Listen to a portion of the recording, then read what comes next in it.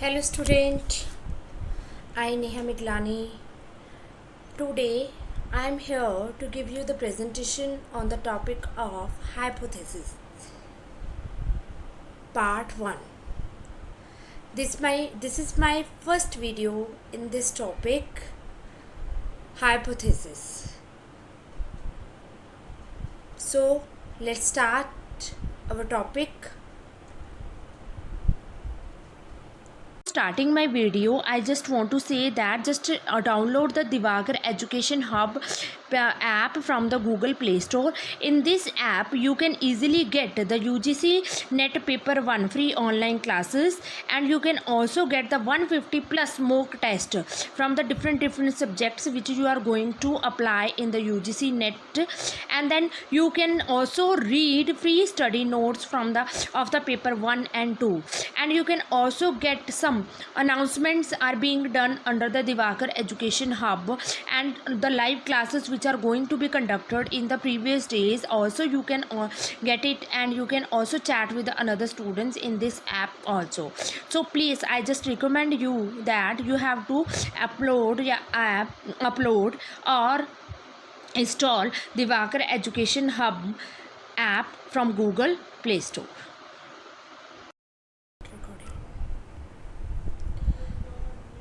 जैसे कि मैंने अपनी प्रीवियस जो टाइप्स ऑफ रिसर्च डिज़ाइन है उसमें डिस्कस किया था कि सबसे पहले आपको जो है टॉपिक डिसाइड करना बहुत ज़रूरी होता है.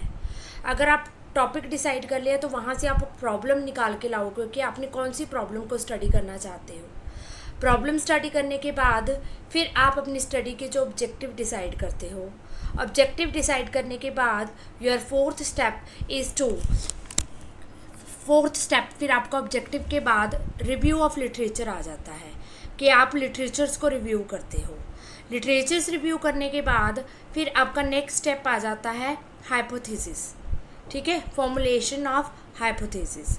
तो आज वो जो स्टेप हाइपोथेसिस है वो है क्या है, आज हम उसी को डिस्कस करेंगे, जिसमें हम हाइपोथेसिस का मीनिंग कवर करेंगे, हाइपोथेसिस के जो करेक्टरिस्टिक्स हैं उनको कवर करेंगे, और हाइपोथेसिस के जो टाइप्स होती हैं उनको हम डिस्कस करेंगे.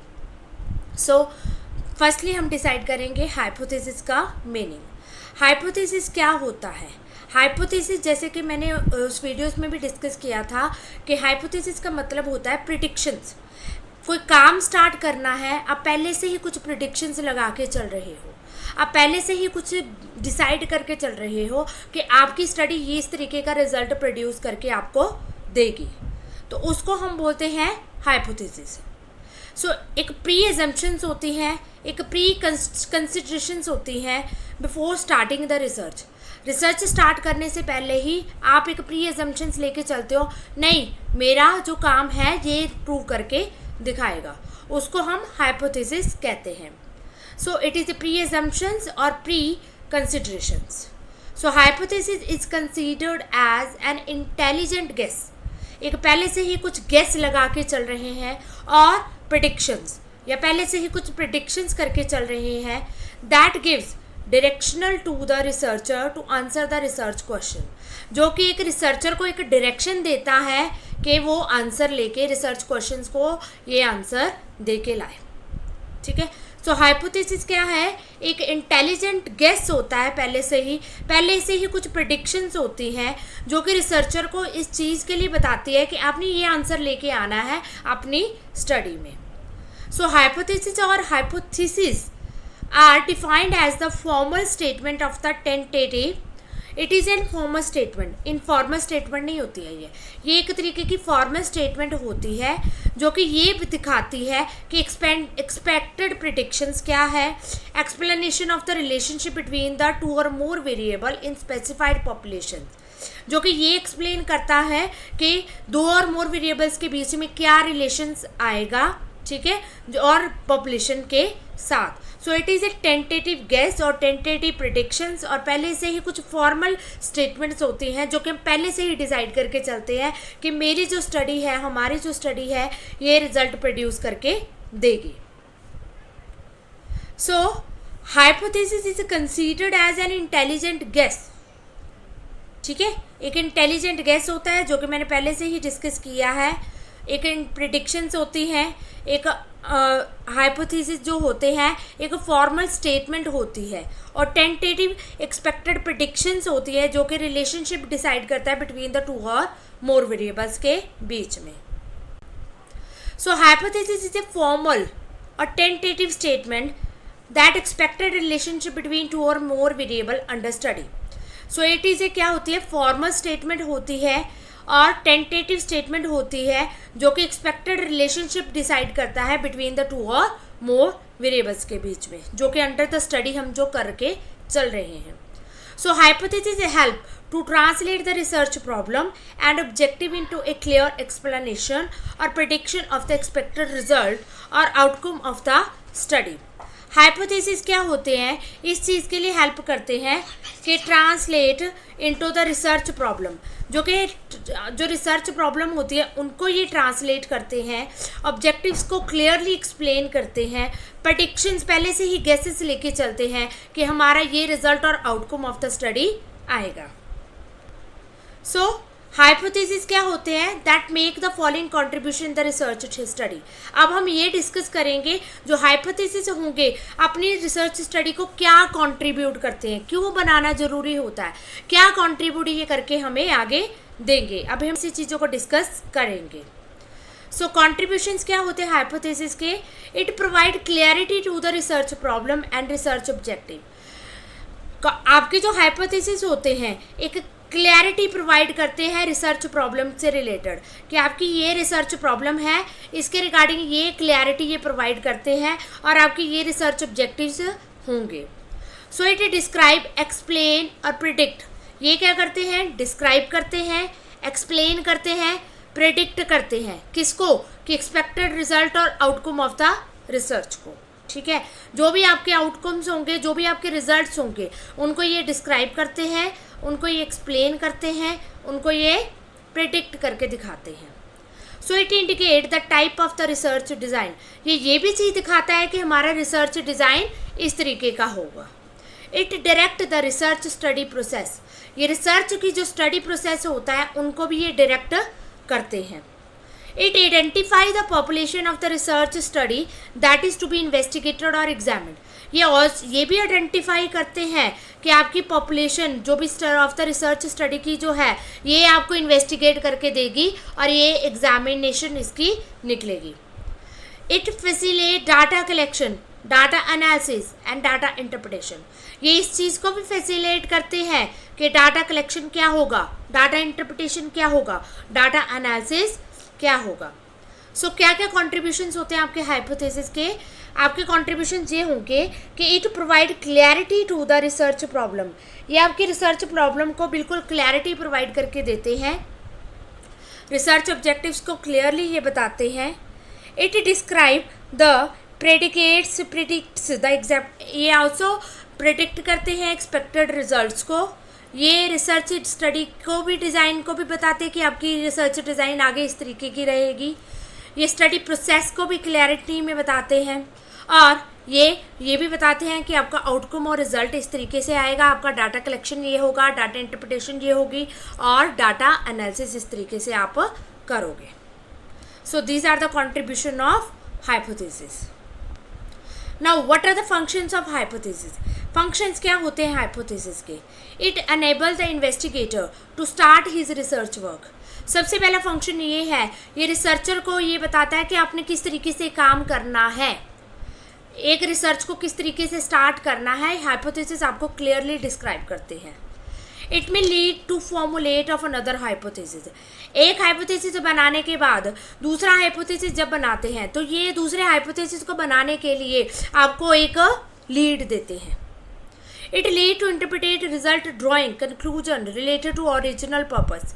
ये भी बताते हैं कि रिजल्ट क्या, कंक्लूजन्स क्या आएगा और रिजल्ट का ओरिजिनल पर्पस ऑफ स्टडी क्या है. ठीक है, तो काम करने से पहले ही सब चीज़ें आपके हाइपोथेसिस क्लियरली डिफाइन कर देते हैं. ठीक है, अगर आपके हाइपोथेसिस अच्छे से बने हुए हैं, आपके ऑब्जेक्टिव्स अच्छे से बने हुए हैं, तो आपकी स्टडी को आगे करना डिफिकल्ट टास्क नहीं रहता है. सो it is the pre most step for starting the research. Research start करने से पहले आपको यही चीज़ें सबसे पहले डिसाइड करनी है कि आपके हाइपोथेसिस क्या होते हैं, ठीक है, जो आपकी स्टडी को आगे डायरेक्शंस देके चलेंगे ये। Now come to the types of hypothesis. Hypothesis के कौन कौन सी टाइप्स होती हैं? So there are various types of hypothesis are there. First one is simple hypothesis, next complex hypothesis, empirical hypothesis, null hypothesis, alternate hypothesis, logical hypothesis, statistical hypothesis, ठीक है। सो ये सारे हमारे हाइपोथेसिस की टाइप्स होती हैं। हमारा काम क्या होता है रिसर्च करने के टाइम पे हमने अपने जो भी नल हाइपोथेसिस बनाए हुए हैं इनको प्रूव या डिसप्रूव करना होता है। बाकी सारे तो वो अलग अलग तरीके के काम हैं, बट बेसिकली काम क्या होता है, बेसिकली एक स्टडी में रिसर्च में क्या काम होता है, जो भी हमने नल हाइपोथेसिस क्रिएट किया होता है उसको ही प्रूव या डिसप्रूव करना है। अगर नल हाइपोथेसिस हमने जो बनाया है वो प्रूव हो जाता है देन हमारा जो स्टडी है वो एक्सेप्ट की जाएगी। अगर हमारी नल हाइपोथेसिस जो है डिसप्रूव हो जाता है तो हमारी जो स्टडी है वो रिजेक्ट की जाएगी, ठीक है। तो मेन बेसिक आपको हाइपोथेसिस कौन सा होता है, नल हाइपोथेसिस। इसको ही प्रूव या डिसप्रूव आपने करना होता है आपकी स्टडी में। सो सबसे पहले हम सिंपल हाइपोथेसिस को डिस्कस करेंगे। सिंपल हाइपोथेसिस क्या होते हैं? Simple hypothesis is that one in which there exist relationship between the two variables.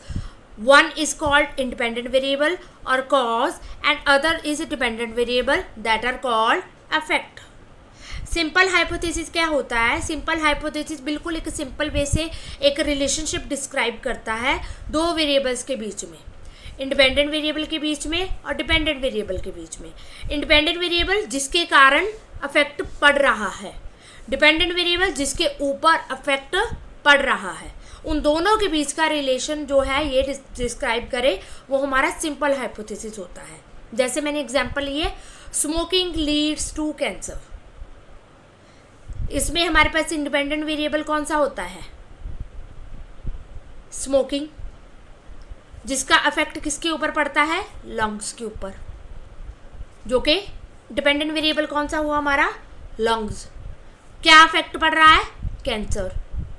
So it describe the relationship between the two variables. That first one is the independent variable, second is dependent variable, ठीक है। So the higher ratio of unemployment leads to crime. This is the second example कि higher unemployment की higher ratio होने की वजह से crimes ज़्यादा से ज़्यादा बढ़ रहे हैं। तो independent variable क्या है इसमें? unemployment. dependent variables क्या है? crime. तो अनएम्प्लॉयमेंट की वजह से कितना क्राइम बढ़ रहा है। So this is a simple hypothesis जिसमें सिर्फ हम इंडिपेंडेंट वेरिएबल का डिपेंडेंट वेरिएबल के साथ जो है एक रिलेशन फाइंड आउट करते हैं, उन दोनों के बीच का रिलेशन निकालते हैं, ठीक है। So that is our simple hypothesis.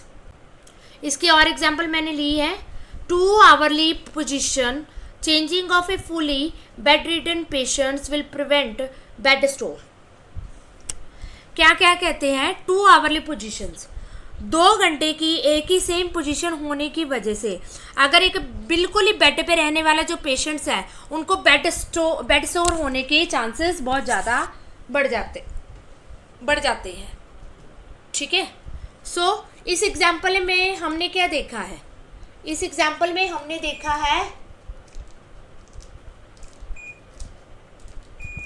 देखा है 2 hourly पोजीशन जो होती है एक इंडिपेंडेंट वेरिएबल है, बेड स्टोर प्रिवेंशन एक डिपेंडेंट वेरिएबल आ जाता है। और ये स्टेटमेंट क्या शो कर रही है कि इन दोनों के बीच में कितना रिलेशनशिप एग्जिस्ट कर रहा है कि 2 hourly पोजीशन का बेड स्टोर प्रिवेंशन के बीच में, ठीक है। So this is the simple hypothesis. Now come to the complex hypothesis. This is my last topic in this video. Complex hypothesis क्या होते हैं? Complex hypothesis is that one in which as a relationship among variable exist. Complex hypothesis किस तरीके के hypothesis होते हैं जो कि ये रिलेशन बताते हैं कि वेरिएबल्स के बीच में कितना रिलेशन एग्जिस्ट कर रहा है। In this type of dependent and independent variables are more than 2। इसमें क्या होते हैं, आपके जो डिपेंडेंट वेरिएबल्स होते हैं और इंडिपेंडेंट वेरिएबल्स, देखो सिंपल में एक ही इंडिपेंडेंट वेरिएबल है और एक ही डिपेंडेंट वेरिएबल होता है। कॉम्प्लेक्स हाइपोथेसिस में एक से ज़्यादा इंडिपेंडेंट वेरिएबल होंगे और एक से ज़्यादा डिपेंडेंट वेरिएबल्स आपके होंगे, ठीक है।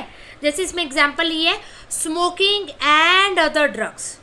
अब smoking independent variable 1, other drugs independent variable 2, lead to cancer, tension, chest infection etcetera.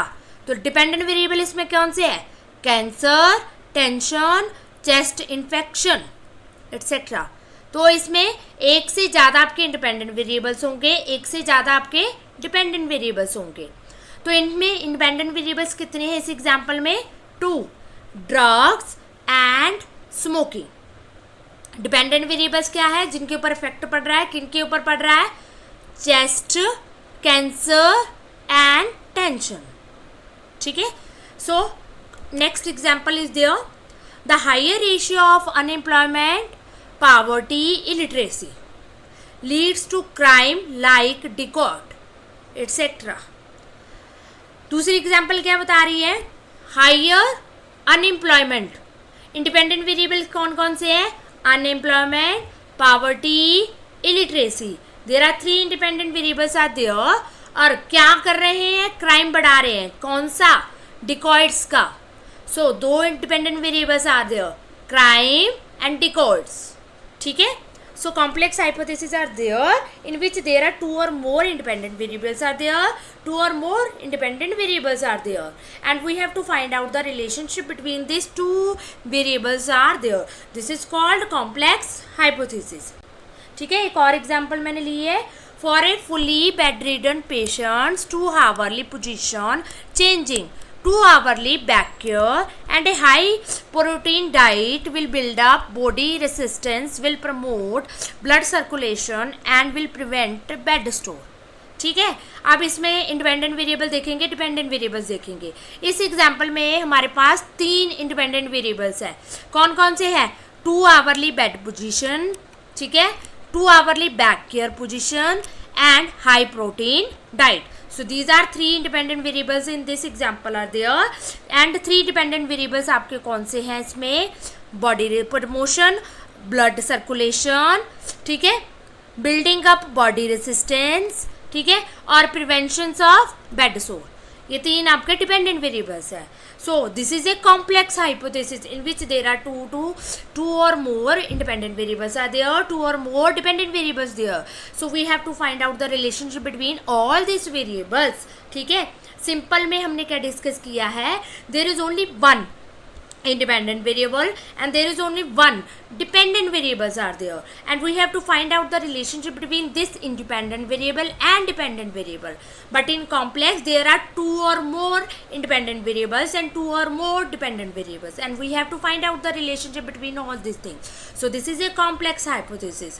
So in this video I have discussed the meaning of hypothesis, functions of hypothesis, contributions of hypothesis, and 2 types of hypothesis, and I hope you will all understand all these things in a brief way. Thank you so much. If there is any doubt left, you can contact me at any time.